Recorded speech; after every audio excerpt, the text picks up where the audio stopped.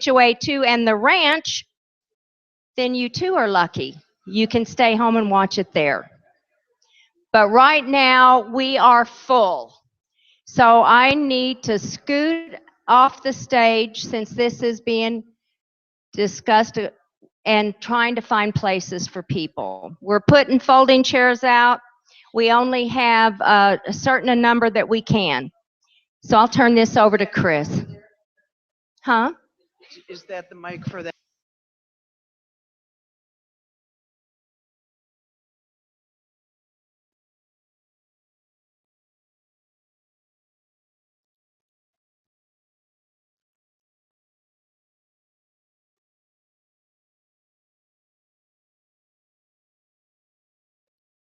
Still no?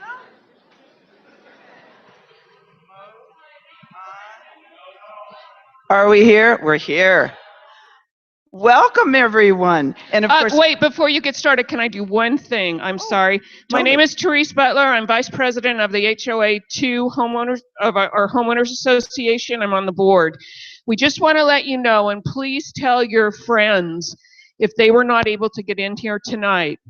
We are doing a live streaming of tonight's presentation, which will be shown live on our streaming network. However, we will have that available for the foreseeable future, let's say for the next 2 weeks. So just tell your friends if they couldn't be here or couldn't make it for whatever reason, that if they go to the SBHOA2.org website, that's the SaddleBrooke Homeowners Association 2 website, we will have a link that they can click on to where they can watch this entire presentation. Thank you. thank you. Good evening. I'm Chris Crum, and this is Karen Karlberg. We are the co-chairs of SEEK. SEEK is the SaddleBrooke External Affairs and Information Commission. It is the one and only joint commission of the two homeowners associations. We are appointed by our homeowners boards, and we have several members of the committee here. If you're on SEEK, would you please stand? Just to recognize the people that have been working on the SEEK projects over the years. And there's a very important lady who did not stand. Kay Galligan started working with SaddleBrooke External Affairs and Development 18 years ago, 19 years ago. And she was the first one to join together to meet and work with Jim Shiner, who was working with the Sears family, Sears Financial. They were the people, the owners of the land of Eagle Crest and where this SaddleBrooke marketplace will be.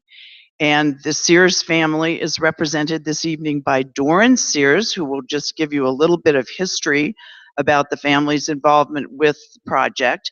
And then we will move on to the developers and Mr. Jim Peterson, who has the Peterson Incorporate, the company that's developing developers of shopping centers all over Arizona, and very knowledgeable and has great answers for all the questions that our committee could think of. And then you will go on and hear from Brian Harpel, the gentleman who's going to be involved in leasing and the actual activity. They have most everything covered, so if it's okay with you to see the presentation through, then we will go to Q&A with microphones down at each of the corners. And Karen and I will be available. If you are so stuck in the middle, we can maybe do the telephone game and get your question out to the perimeter and ask it for you. So thank you for coming. We're thrilled you're all here, and it's a very exciting rollout. And first to Doran Sears.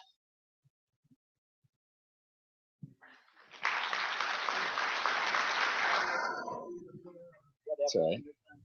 Thanks. Thanks so much, guys. Good evening, and this is really exciting for me. Whoa.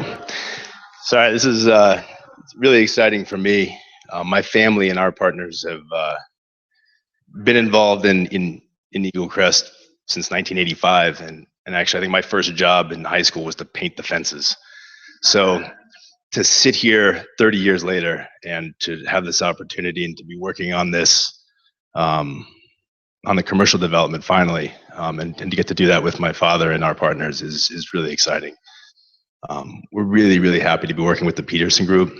I know that you're not here to hear about our development, what we did. We built the houses in Eagle Crest, and then we did some commercial subdividing and set aside this area for the commercial.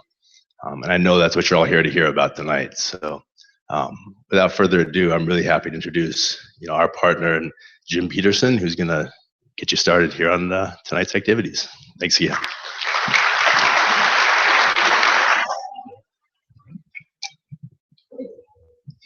Good evening. As Doran said, I'm Jim Peterson. I forgot what my title is. We have a new president now. I guess I'm the founder, chief executive officer of the Peterson Group. As is noted on the slide, we started in 1983. All we do is build shopping centers. I'm not smart enough to know all the aspects of the different forms of real estate development, but I think we know shopping centers, and I think we know neighborhoods, how to blend into those neighborhoods. I think we know the clients, and our clients are really you, because you are the people that shop at our facilities. And if we don't do a good job of integrating and ingratiating ourselves with the community, then our projects aren't going to succeed. As Doran said, we came together. This has got to set a record. Lex Sears, Jim Shiner, and Doran, we came together about 7 years ago. Now, those of you who remember 7 years ago, that was the start of the real estate recession, or the overall recession. And we went through all kinds of gyrations over a number of years, trying to figure out who was going to anchor this shopping center and when it was going to get built. And I have to say, Lex Sears, Doran Sears, Jim Shiner have been excellent partners. They have hung in with us, and we have hung in with them over 7 years. And I think what the final result's going to be is going to be very successful and worth the wait. Now, Doran mentioned Brian Harple, the head of our development department of the Peterson Group, and really will be the ramrod of this project. Also, my son James is here, and he's operating, I don't know where he is right now, but he's in charge of the audio visual. But again, we want to deliver a quality product to you. Shopping is a very important part of any neighborhood. Various services that really mean much to a neighborhood all have to be present for quality of life. And we want to blend into your community.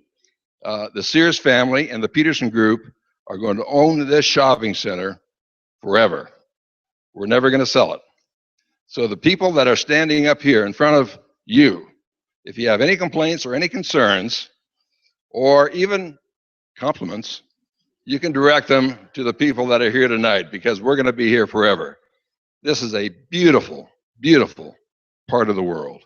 I'm a native Arizonan, and I can't think of a prettier place than the SaddleBrooke community and its environs.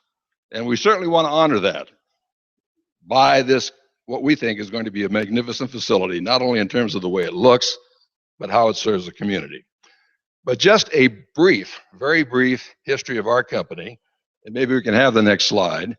We've done most of our work in Phoenix. We are based in Phoenix. This is a kind of a pictorial view of all the shopping centers that we've developed in the Phoenix area. We've developed 30 retail facilities throughout the state of Arizona, and as I said, that's all we do. Next. This was one of our first shopping centers. It was the Safeway Center in North Scottsdale, the Oncala Village Shopping Center, built in 1991. It was the only grocery anchored shopping center built in the entire state of Arizona in 1991. And I'm sure most of you recall that year. That was also another recession. Next. The largest project that we've ever done has been our Promenade project in North Scottsdale at the corner of Frank Lloyd Wright Boulevard and Scottsdale Road. 100 acres, 1 million square feet. I don't think you're going to see too many of these kinds of facilities built in the future. It's kind of an outmoded product in our industry, the million square foot, what we call power centers. I think in the future, you're going to see smaller centers, grocery anchored, and then the mini boxes that we call them, that are going to be maybe half of the size of the big centers that we built 10 years ago. Next. Chaparral Plaza, a good example of rehab, where we go into an infill area in an outmoded facility, an outmoded shopping center, tear it down, build it back up again, and again, with a very established neighborhood, it's really attractive to our retailing clients. Next. Legacy Village in South Phoenix. South Phoenix, for those of you who know Phoenix, has a reputation of low income, high crime, that type of thing. This was a very difficult center to attract retailers, but we had done our homework, we'd done our figures, and we knew that retailers could be successful here. It was just selling them on it. One of the most successful shopping centers that we've ever developed. And we promised the neighbors in South Phoenix that the quality of this project would be every bit as good as the projects that we did in Scottsdale. And it turned out that way. Next. Hayden Peak Crossing. This is a beautiful center in North Scottsdale again. And if you ever get to North Scottsdale, drop by and take a look at this shopping center, because the Fry's in this shopping center is going to be very similar to the Fry's that you're going to have at SaddleBrooke Marketplace. You know, when I first started in the business, we were developing grocery stores in the 25 to 30,000 square foot range. And even today, if you take a look at a grocery store, the grocery component of that store will be 25 to 30,000 square feet. But you add bakeries, you add delicatessens, you add the liquor department, you add the pharmacies, you add the banks, all the other specialty type uses, the coffee houses. This is what increases the size of our product. And now you see grocery stores that are as big as 125,000 square feet with all the component retail offerings. SaddleBrooke is going to be almost exactly the same size as our Hayden Peak project, 78,000 square feet, again, with all the offerings. They're going to offer outdoor dining outside of this Fry's store. And we've heard a lot of you tell us the kinds of tenants that you would like to see in this shopping center, and we hear you. It's an education job for us. Our retailers, or at least the real estate representatives that are associated with our retailers, they're kind of a lazy sort, and they kind of depend on us to educate them. And when they do come down to Southern Arizona, they go to Tucson, but very few of them come out to the areas like the SaddleBrooke community. So we're going to have to do an education. When this Fry's store opens, I'm sure it's going to do quite well, and I think that's going to be our best selling tool to get the highest quality tenants that we can possibly get in this shopping center. Next. That's all I need to do, except maybe kind of monitor the Q&A at the end of this presentation. But to get into the specifics of SaddleBrooke Marketplace, I'd like to turn it over to Brian Harple. Brian?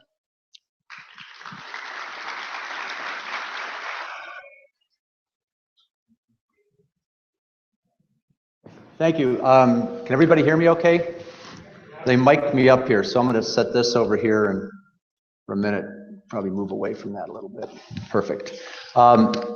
Thank you again. Should I turn this off, I guess? Perfect. Great. Thanks again for having us here tonight. We appreciate that. Okay. Is that better? Can I take this off?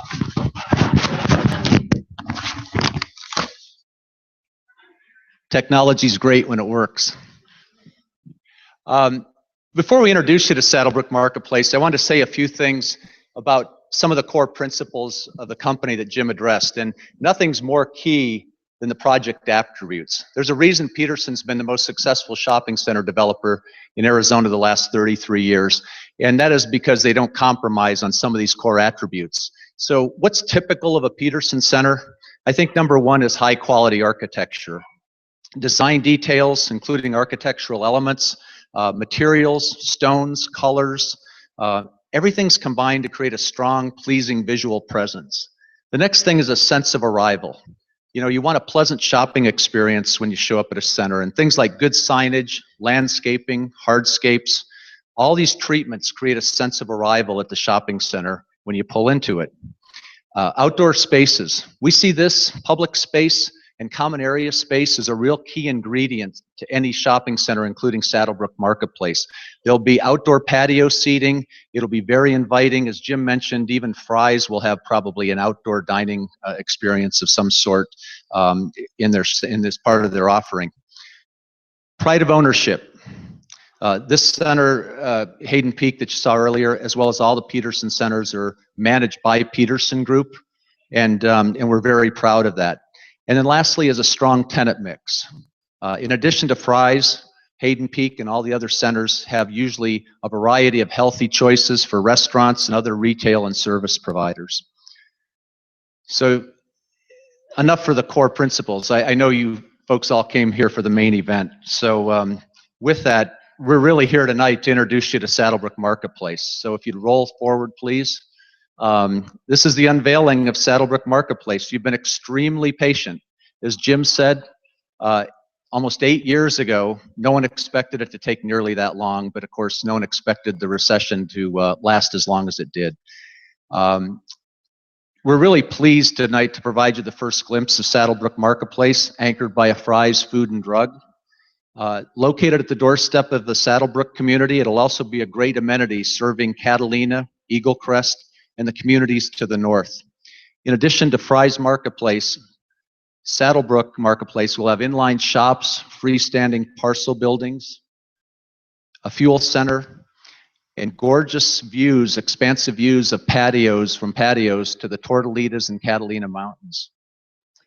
At full build out, it'll likely have a financial institution, drive-through coffee, and a variety of other tenants. Next slide, please. This is a site plan of the project, and as we go through it, you see that there's landscape around both perimeters, all three perimeters of the project. There'll be vacant land to the south that'll be unimproved for future development. The key ingredient here is obviously Fry's Food and Drug. Their store offering will be about 78,000 square feet. Many of you have shopped in some of the other Fry's in proximity here. I don't know if many of you have been, maybe say Tangerine Crossing at Tangerine Thornydale and seen the marketplace offering. While this won't be nearly the same size, that store is about 108,000 square feet. This store will have many of the same offerings. It'll have the delicatessen, the florist, the coffee shop, the liquor selection that Jim mentioned earlier. It'll have a financial institution likely inside of it. It'll have a pharmacy. It'll have probably the same amenity offering that you get in that larger store down at Tangerine and Thornydale. It may just not be as deep as what you're used to expecting. Flanking it to the north, there'll be about 20,000 feet of inline shop space. That'll be a variety of retail and service tenants that will occupy that. On the north end cap there, we see one of those key patio and hardscape elements that we've talked about, likely be a restaurant at that location. And then we've got the pads out in front. We've got multiple drive-through locations. We've programmed a financial institution on the corner with 3 drive-throughs, up to 3 drive-throughs. And then we've got 2 pads out front that could house fast food, multi-tenant type facilities, and then Fry's Fueling Center. There'll be 3 access points, one off of Oracle Road, State Highway 77. That'll be what we call a right-in, right-out turning movement. We'll have access point from SaddleBrooke Boulevard up there in line with the shop space. That'll be a full turning movement. That'll have left turn lanes if you're coming from SaddleBrooke into the center. It'll have a right decel lane if you're coming from Oracle Road and making a right turn into it. And then to the northeast corner, the top right corner off of Eagle Crest Ranch Boulevard, will also have an access point with a full turning movement onto Eagle Crest Ranch Boulevard. During the phase of construction, there'll probably be, a few delays now and then, but we think ultimately that safety is going to not be compromised and that we want to make this right. So with that, I think next brings us to the question that most people ask, what type of tenants in the shopping center besides Fry's? What do you expect?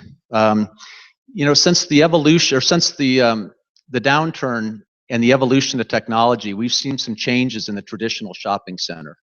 No longer is there a 6,000-foot blockbuster that occupies that end cap. Video's pretty much gone.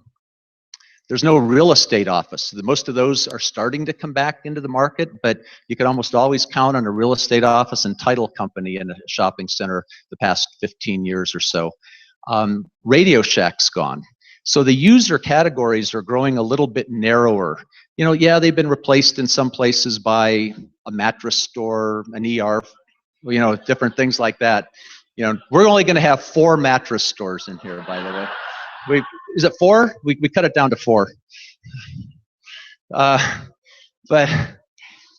we expect to have a full complement of desirable retail tenants and service users, and we want to have restaurants. We think that's a really key amenity for us as the developer and for you as the shopper. We want to create healthy choices for you in restaurants as well.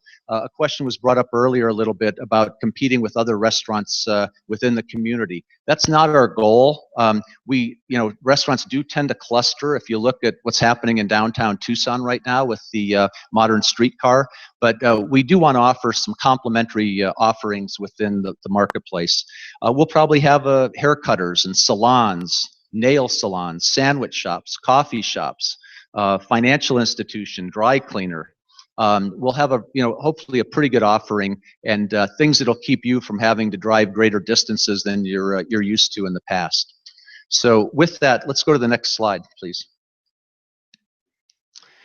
Next are the elevations of the shopping center. Designed by Seaver Franks, a longtime Tucson architectural firm, they've captured many of the design elements that you saw earlier in the presentation, consistent with high-quality Peterson projects, including stacked stone on the roof or on the columns leading up to the roof line, standing seam roofs running across between the tower elements, beveled edges across the roof line, decorative sconces throughout the facade, and some of the items that you don't see here will be the hardscape amenities such as stamped concrete, crosswalks, and other key areas located on the hardscape in front of Fry's and the shop space. Now for probably the other second most asked question, what's your timing? Timing's a bit of orchestrated chaos. As a developer, you work for years to procure entitlements, draw construction documents, secure construction financing, finish agreements with your grocer, and about 1,000 other tasks with the ultimate goal to finish them all on the same day. And with that in mind, our current project schedule is as follows. We see groundbreaking occurring probably late this summer, hopefully as August timeframe. The site work and first phase of construction will take probably about 12 months to grade the site and construct the Fry's building and the initial 20,000 feet of shops. With that in mind, you can probably expect an opening by Fry's somewhere late summer or early fall of 2017. Will it be built in one phase?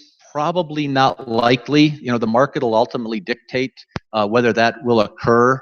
And I think, we're starting to see some signs here that the market's in recovery mode and housing sales are picking up. But my guess is this is going to probably be, built in phases over time. So with that, what's really a critical element for us as a developer of a center like this is communication with you. It's been great with Chris and Kay and the rest of the board that the patience they've exhibited and you've exhibited the last 7 years waiting for this. We want to keep you informed. I mean, we feel it's an obligation we have to let you know when we have a lease signed and if there's been a change or if there's upcoming construction that could affect your travel schedule or your drive time. So with that, we recently added a team member, Kimberly Schmitz of Spur Public Relations, who's actually a resident down here in the trade area. So going forward, her #1 job is going to be to communicate with you and keep you updated on the project. So Kimberly, if you'd come forward, we'd like you to say a few words. Thanks. Thank you. For being a professional communicator, I have surprisingly few things to say to you this particular evening. I will let the gentleman do the speaking, but I do live and have my office in Catalina, and I'm probably almost as excited about this development as you are. We've been waiting for this for a long time. I have lived up here for 17 years, and it will be my job to work with this group of gentlemen, your HOAs, to make sure that you are communicated with. So, excuse me, let me catch my breath. So we have developed a Facebook page that we will be posting news as we get it. And there will also be an opportunity for you to direct message us on Facebook. We will also, many of you put your signatures and your email addresses when you checked in. If you didn't, please do. We will collect those email addresses and we will send you newsletters just to keep you informed. I promise you, we will not sell your email addresses to anybody and we will not spam you. It's really important to us that we make sure that you know what's going on and that we get your questions answered. So in addition to the Facebook page and the newsletters, we will also, it hasn't been developed yet, but we will also develop a blog where we'll put basically articles of information as we have them, and you will be able to sign up with your email on that blog and have the articles basically delivered to you. So it is of paramount importance to us that you are communicated with. You are a priority to this project. This is our neighborhood. This is your neighborhood. And we want to make sure that we keep you in the know. And that's what I'm here for, and I'm glad to do it. Thank you very much.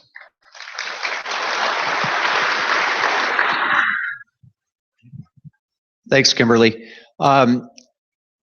That concludes really the unveiling of the marketplace. We're not going to cut you loose yet, but as you go out tonight, we brought some static displays that we'll put up in the hallway that'll have the elevations and the site plan on it, and we'll make ourselves available to that. But I'd like to ask Jim to come back up on the stage. We're really here for you to answer any questions that you may have. So with that, I'll be happy to have Chris. I guess, Chris, do you want to moderate this in terms of bringing folks up and coordinating that?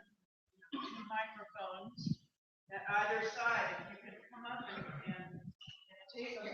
That's great. If you can't get to it, give me a wave. All right, so we had our first hand was back here, gentleman with the plaid shirt and the navy jacket. How wide are your parking spaces going to be? Can you repeat it?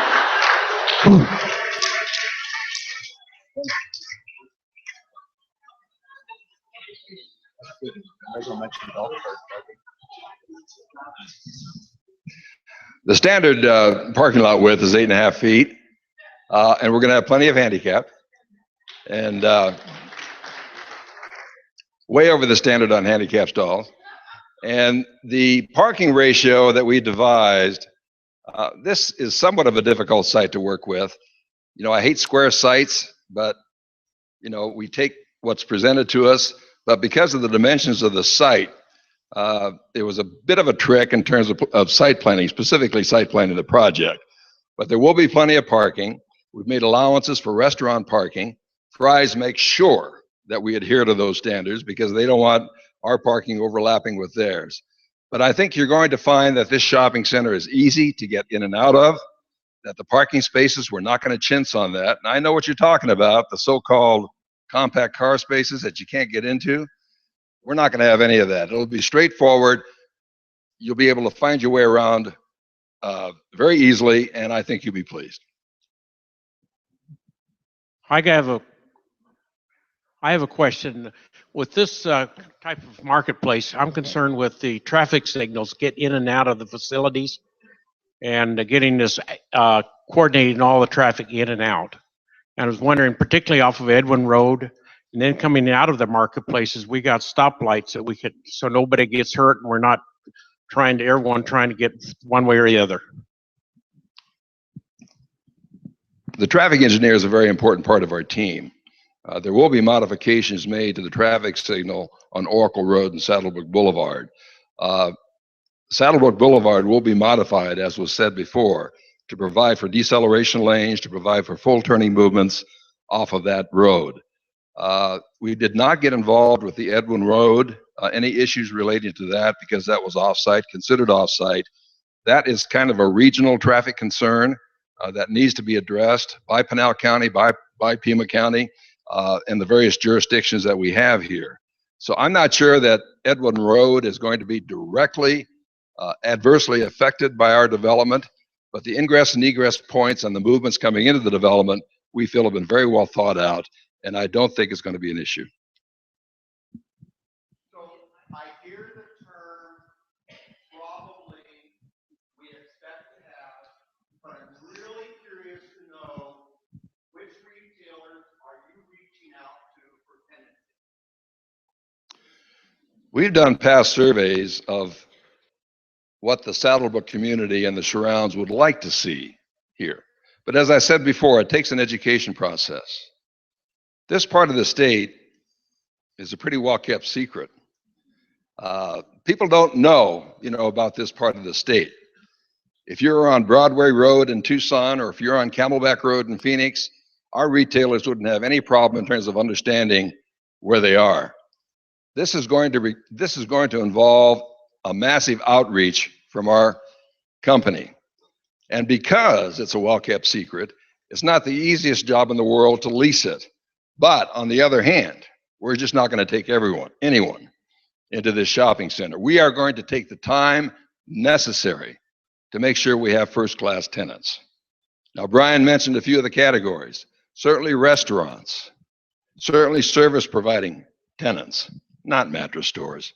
So they are the bane of our existence.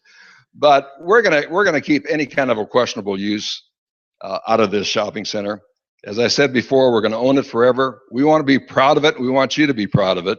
And tenant selection is going to be critical to us. But can I stand here tonight and say exactly who's going to come into the center? No. Can I tell you how soon it's going to get leased up? No. But again, we've been doing this for a long, long time. We have excellent leasing people. They're going to be outreaching. And the biggest driver of this, of course, will be Fry's. Fry's is part of the Kroger Group nationwide. They are on top of their game.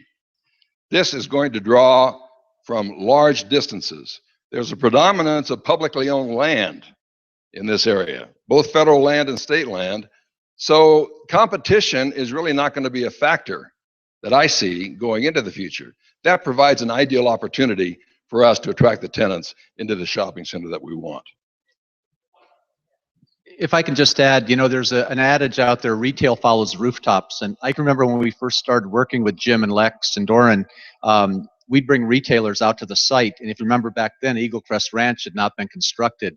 And if you want to see a difficult sell, you should see standing on the site when you couldn't see a rooftop.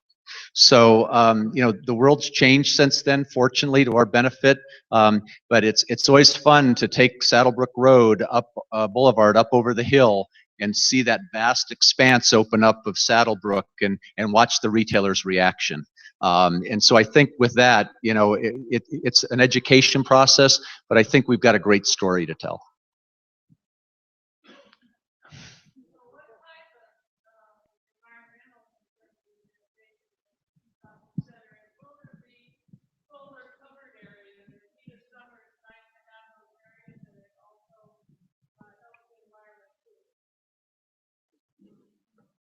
You've noticed that our grocery retailers are getting into the covered parking aspect of it. We had some resistance from our smaller merchants on that because the shade structures were covering up signs, but it is tremendous, particularly if you're a year-round resident in Arizona and you come here in July and August, to find a parking spot in the shade is critically important, and it's a good merchandising tool for us. But speaking of the environmental aspects, those solar panels on top of those shade structures provide up to half of the electricity of a typical grocery store. And grocery stores use a lot of electricity.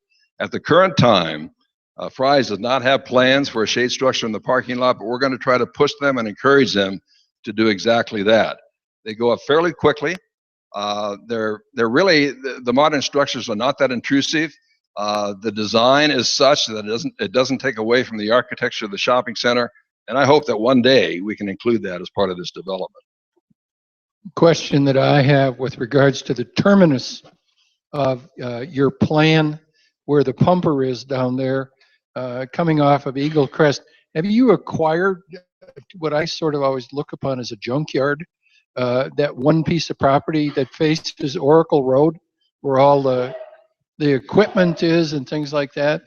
Or is that Yeah, to the about a south? quarter mile to the south of the Yes. traffic light. No, we haven't. The scope of this project is just within the boundaries of the site plan.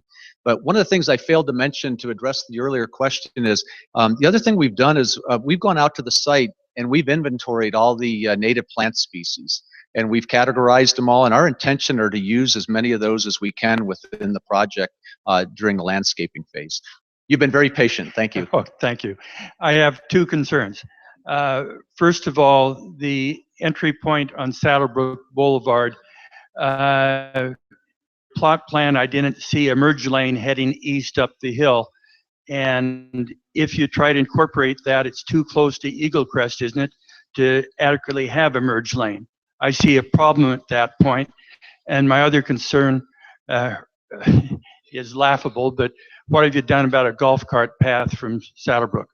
It's not laughable.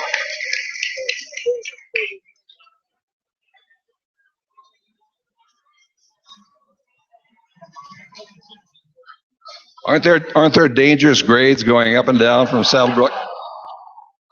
There are a couple of grades that I wouldn't want to tackle. Charging station. We can talk about a charging station. Again, the plans that you see here are not to scale, and they don't go into the detail that we have gone into in terms of turning movements. The one that you're referring to, yes, I could see why the confusion would be there. Heading east, and as you approach Eagle Crest. But again, this has been spelled out in detail, so that there's not going to be an interference with the various traffic movements, in that immediate vicinity. We haven't made any plans for a golf cart trail. So I know that's a very popular activity in this area. But I think in terms of safety, it might be best to drive your car to our shopping center. Do you want to try it without the mic? Okay. Is that structure on the bottom right-hand side of the original plot plan a Fry's gas station? Yes, that's correct. Gas sales are an important part of grocery stores nowadays. And any one of you that have the rewards card, can probably understand that. Fry's association with the Circle K's and the Texacos of the world, Safeway with Chevron and others. It's mainly, the grocery stores don't make a whole lot of money on gas, if any, but it encourages that customer loyalty. And so, yes, there will be a Fry's gas facility there. It has not been designed yet. We're going to be putting a pressure on Fry's, to make sure that it is well planned out. And so this is what we try to do as developers.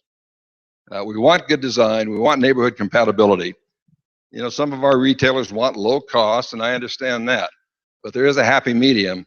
And so, yes, man, that facility there, and it's pretty bare bones. I'm not entirely pleased with this rendering because I don't think it shows off the shopping center as well as it is going to look at the end of the day.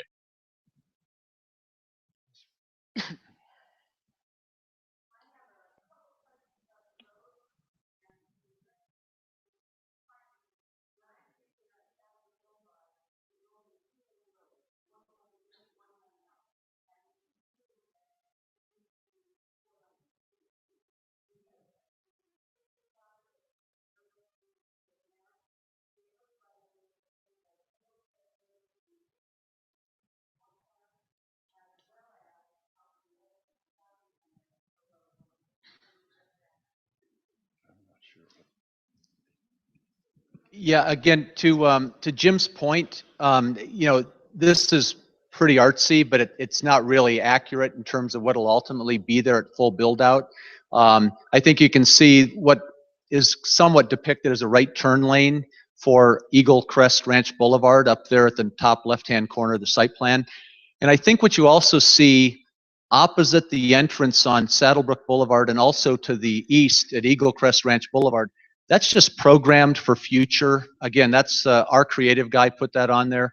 That's not really planned at this juncture, nor indicative of something that we're planning to do. But again, the traffic engineers have fully vetted this, and we're going to adhere to the Pinell County standards that they've asked for. And we can get a much more detailed plan to you for anybody who wants it of the turning movements, fully scaled, so you'll get a better idea rather than the artistic renderings that we have here tonight. Yeah, we'll come in the middle. We've got 3 right here. Let's start here and we'll work our way in. Okay, ma'am.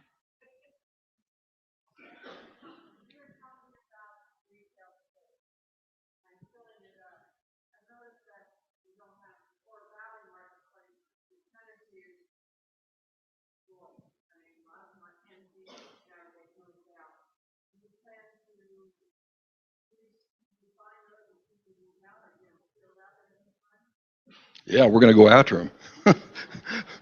We're going to be cold calling all of the tenants that we would like to have in our shopping center, whether they be in Tucson or Oro Valley or anywhere in this country. Again, a lot of the product that was built in Oro Valley are the larger power centers, that house the Walmarts and the Targets of the world and the Home Depots. That product type took the biggest hit in the recent recession. The tenants that you usually find in those kinds of facilities are very susceptible to internet competition, and they really have taken a hit. And you're seeing some of that today in terms of the vacancies. But we think the best example of a good real estate investment is a grocery-anchored shopping center. They're the most profitable. They stay leased. And again, depending on the strength of your anchor store. And in this case, we have a very, very strong anchor store. I don't think that we're going to have, and I say I don't think because I can't say for 100% sure, nobody can. But the average vacancy in all of our shopping centers that we build is in the single digits. So once we get this leased up, and again, there's going to be an initial turnover of tenants. We always experience that in the first 2 to 3 to 4 years of the life of a shopping center. But long term, and when I say long term, we're talking about just 3 to 4 to 5 years. You're going to see a very stable tenancy here with minimal vacancies. Let's take this gentleman. Fry's will have a pharmacy, yes. Just Fry's in our development, yes. Well, that's as I recall, Jim, that's a good one, water company, is that right? The water company? It's a private water company that is owned and managed by our partner. So are we going to get a break on the rates or no? Okay.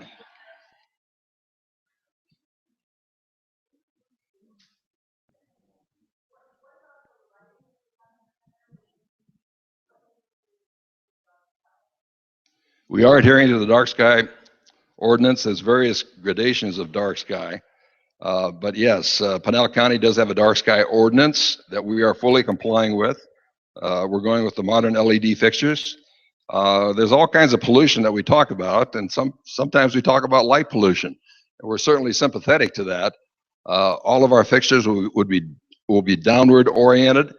And so we're going to try to keep the lighting up to a standard that assures safety, but at the same time doesn't spill over our borders and really create the light pollution that we've been hearing about. Lady in the back.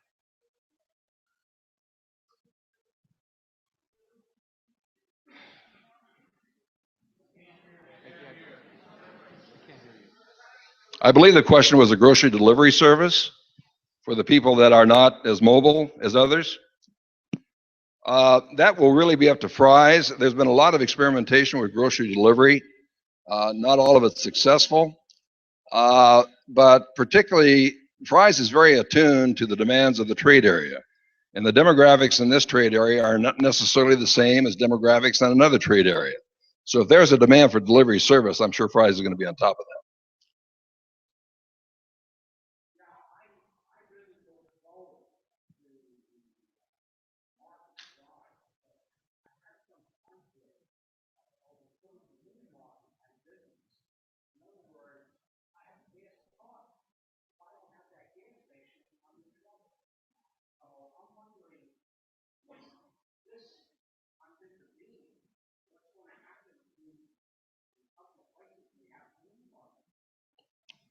A mini market and a full-line grocery store are two completely separate trips.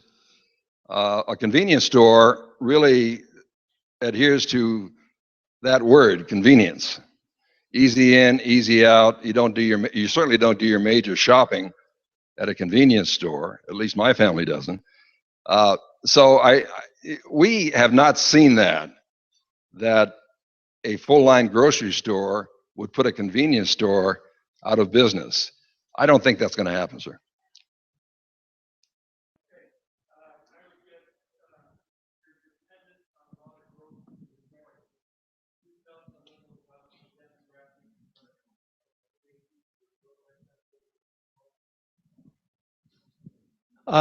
It's a really good question. I think, the grocer breaks it down by primary, secondary, and tertiary trade areas.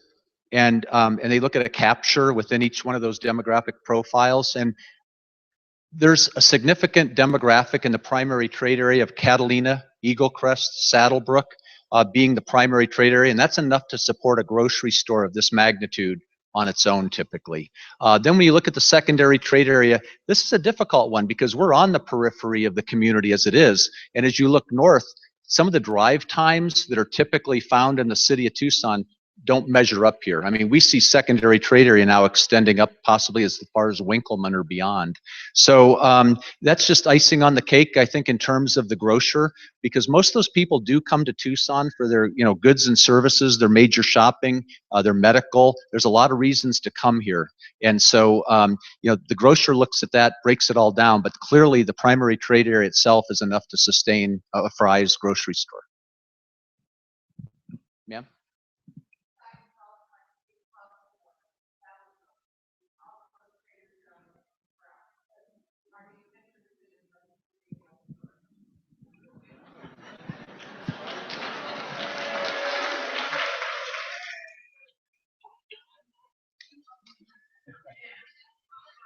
I'm reminded of about 20 years ago, Safeway sent me out on a hunt. They thought they wanted to do a store in Camp Verde, Arizona. And if you're familiar with Camp Verde, it's a very small community right off of the I-17. Population of about maybe 2,000 people. And so as developers, we first talked to the neighbors, we talked to the city, and we talked to people just determining what we have to do to get our various entitlements. So in our first neighborhood meeting, certainly not as large as this, they said, well, yes, Mr. Peterson, we'd like a Safeway, but we'd much prefer a Neiman Marcus.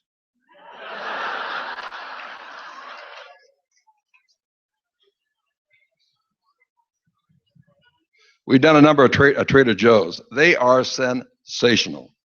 They have a formula out of about 12,000 square feet. Sometimes they outperform a grocery store of 60,000 square feet. You need a much more denser trade area, a much more populated trade area to attract a Trader Joe's. I'm hopeful that one of these days, this trade area is going to develop sufficiently that we can get a Trader Joe's here in the area. Sprouts, very fast growing.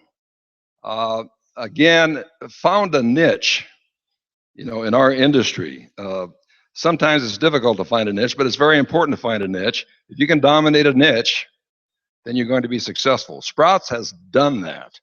I was concerned that they were growing a bit too fast and not keeping up with their management, but there's no evidence of that.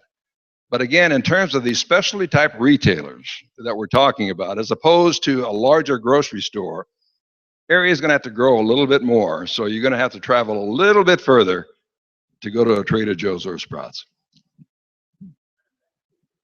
Given the status, can you hear me? Yes. Given the status of your of your drawing here and your presentation, can we assume that your financing's in place for at least the prize portion of this, and all of your zonings and approvals are in place as well?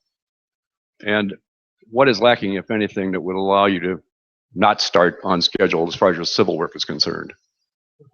I can't think of one thing, unless Fry's decides that they want to postpone their grand opening for a couple of months. But no, entitlements are in place. We've never had, this is the great thing that I like about our business. Before we even get to the financing stage, we have to get our entitlements done. We have to get a guaranteed not to exceed construction bid. We have to have our anchor store in place. So really the only remaining risk, once you do break ground, is a certain construction risk. And we've never busted on a construction job in the entire history of our company. And you have some leasing risk to get your shops, the remaining pads leased. But really, that's the only risk. I mean, if you develop an office building or a multifamily development, you break ground and you don't have a single lease signed. But that's not the way it is with retail. But no, sir, to answer directly your question, I don't see any impediments going forward. So your entire design and construct team's in place, and you've got your pricing complete on the initial stages of the project. You're ready to proceed according with your schedule. I only heard about half of that, but I said, in assuming that your answer, all your entitlements are in place, you've got your design construct team in place, and you're proceeding with your full team in place and moving forward on the schedule that you outlined. That's correct. The only entitlement that's remaining is a building permit.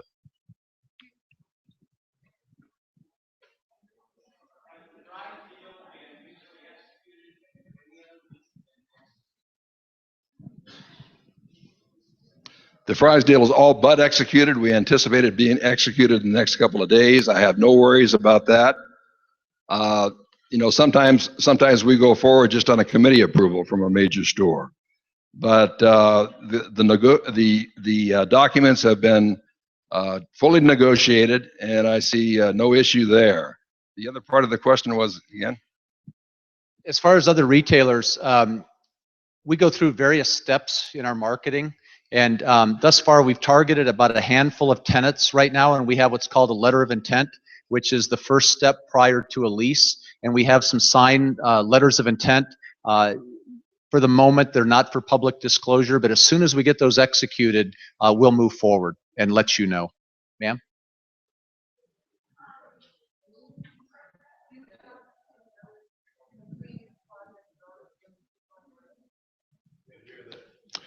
The question was, do we have any other completed projects in the Tucson area? No, ma'am, we don't. But we want to become more active in Tucson. Sometimes in our business, we're ruled by the numbers. Pima County is about 20% of the population of the state, whereas Maricopa County is about 60%. So we have to go where the demand is. Construction prices are about the same in the Tucson area. Land prices, strangely enough, are about the same. But when it comes to our rents, sometimes we can't get the rental achievement in the Tucson area that we'd like to see.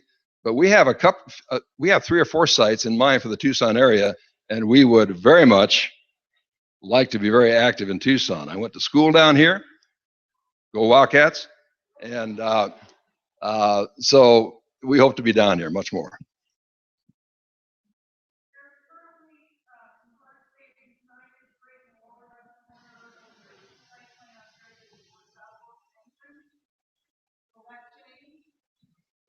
Certainly what's there right now in terms of the sign and the landscape walls will not change. We'd like to dress it up even further to really make it an entry statement, but we're not going to tamper with what's existing.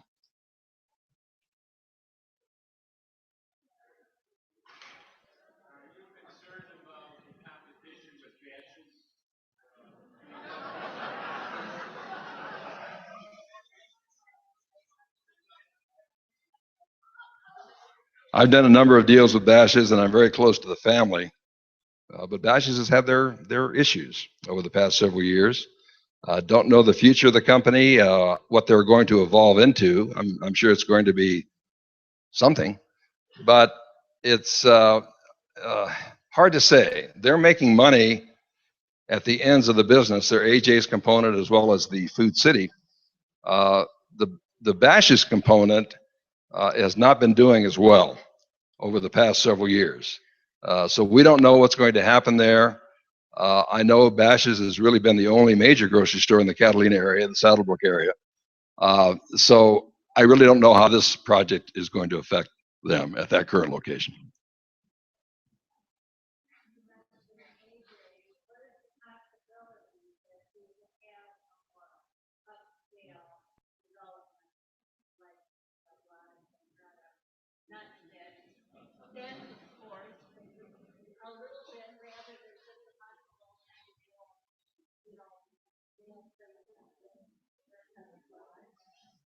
Well, hopefully we're not going to have just nail cutters or nail salons and hair cutters, and it's going to be.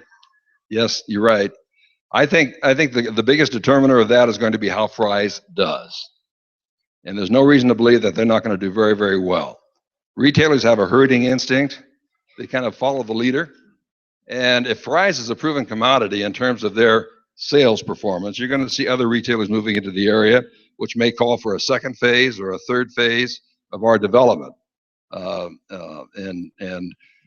Sears Financial owns a lot of land in this area, and I'm hopeful that someday soon we can have that specialty shopping center that you're talking about.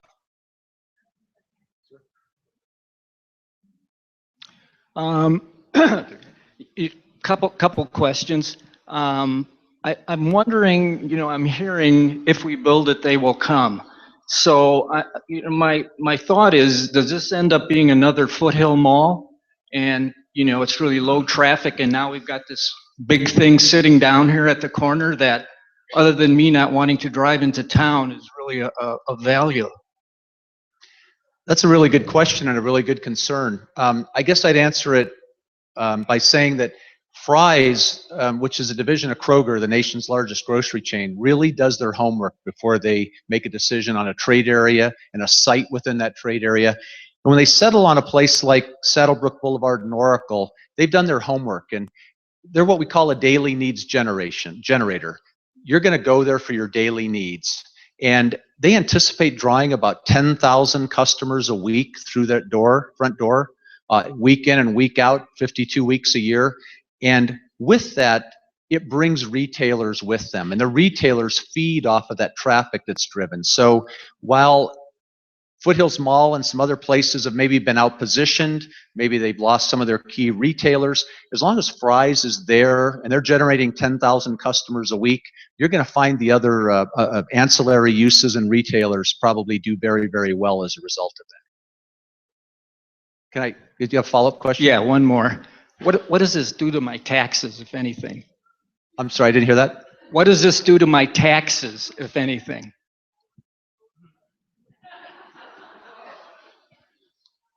We pay more taxes than almost any other kind of real estate use, whether it be a single family residence.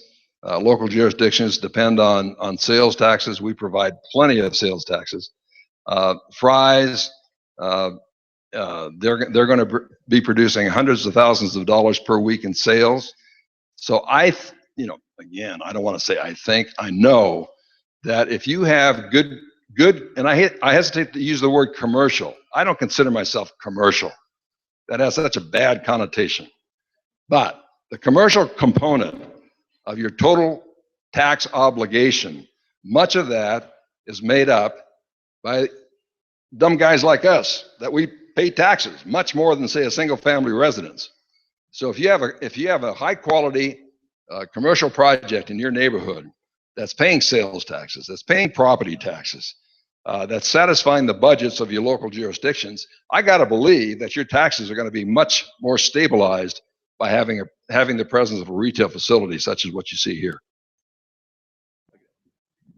The other thing would be that probably unlike where you shop now, much of the tax that's generated will stay in Pinell County.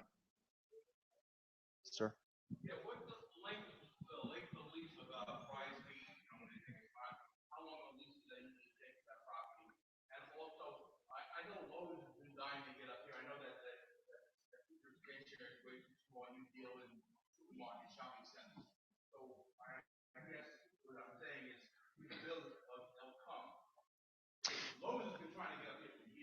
Yeah. So to answer your first question, Fry's will actually own their parcel. They'll own their building envelope. They'll own out to the street in front of their property, including the fuel center. So I would guess I'd answer that in perpetuity. So there is no lease. They actually own it. As far as Lowe's, they're a retailer. Home Depot usually likes to adopt and pioneer in new growth areas because they get a lot of contractor trade. Lowe's tends to get more of the remodeling trade, so they like to come in after an area matures a little bit and you're getting the remodels and that type of thing. Regardless, the home improvement category right now, particularly in Arizona where they got burnt so badly 7 years ago, really we haven't seen a new Home Depot or Lowe's built in that length of time. So they're a little skittish right now on the market, but as home building in the state of Arizona picks up, and down here in Pinell and Pima County, you'll start to see probably more activity, and ultimately you may someday see something like that up here. But for the time being, they're not expanding anywhere in the state of Arizona. We promised that we would wrap it up by 6:30, so if you, 2 more questions, it'd probably be the So tops. we got this gentleman, how about this lady here?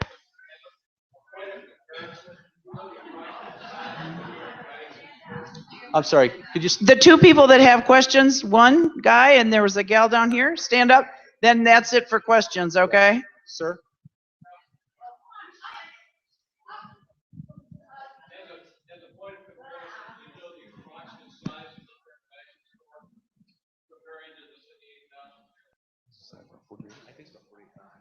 I believe the Bash store in Catalina is 48,000 square feet.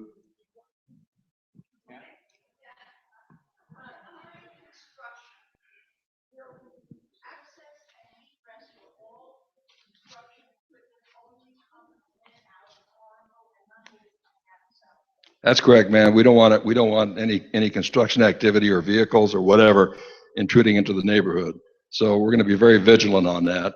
And we're going to be around for a few minutes after the meeting. If you have any further questions, or if you didn't have an opportunity to get your question answered tonight, we'll be around for a little bit. And so please feel free to come up. Thank you very much, and thank you all for staying.